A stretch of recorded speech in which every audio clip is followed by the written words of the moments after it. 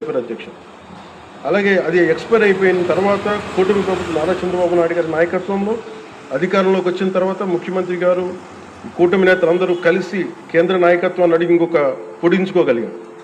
ఈ ప్రయత్నంలో 1242 కోట్లతో Uddanam, Dhone, Pulivendula multi village project స్కీమ్స్ని మే నాటికి పూర్తి చేయాలని లక్ష్యంతో ముందుకు వెళ్తున్నాం అధ్యక్ష.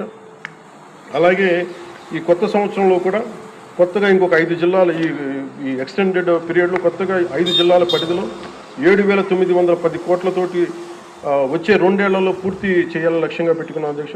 చిత్తూరు, ప్రకాశం, పల్నాడు, ఉభయ గోదావరి జిల్లాలో చేపట్టిన పనులు పూర్తయితే వచ్చే 30 ఏళ్లలో 1,21,00,000 ప్రజల రక్షిత మంచినీటి అవసరాలను తీరుస్తుంది.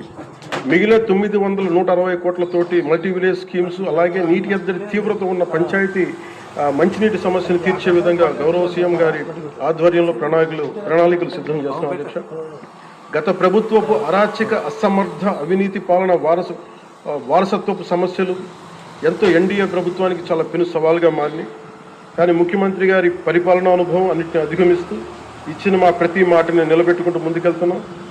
సంక్షేమం, అభివృద్ధి రెంటిని సమన్వయపరుచుకుంటూ ముందుకు వెళ్తున్నాం. నిన్న గవర్నర్ గారి ప్రసంగంలో అదే ప్రస్ఫుటంగా గోచరించింది.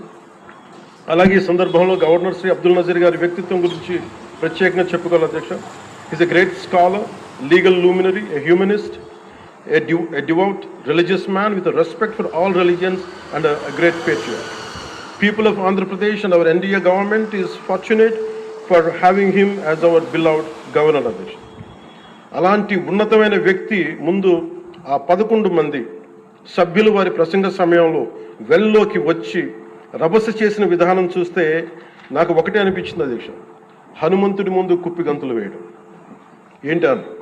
అలాగే 151 నుంచి 11 సభ్యులకి పడ్డ వారిని చూసి మనం అందరం కూడా నేర్చుకోవాల్సింది, గుర్తుపెట్టుకోవాల్సింది అది భారతరత్న వాజ్పేయి గారి మాటల్లో, democracy రెsts on one belief, and that is when leaders cannot solve the problems, the people will.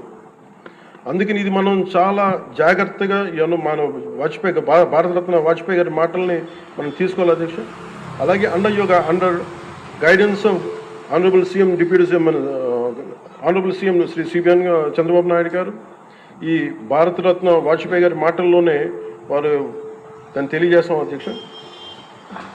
The challenges we are facing ahead, మనకున్న ఛాలెంజెస్ కానీ ఉన్న సమస్యలన్నింటినీ భవిష్యత్ వికసిత్ ఆంధ్రప్రదేశ్కి దిశగా ఎలా వెళ్ళాలి అని అనుకుంటారు వాజ్పేయి గారి మాటలను చెప్తున్నా అధ్యక్ష. It's no problem we cannot tackle.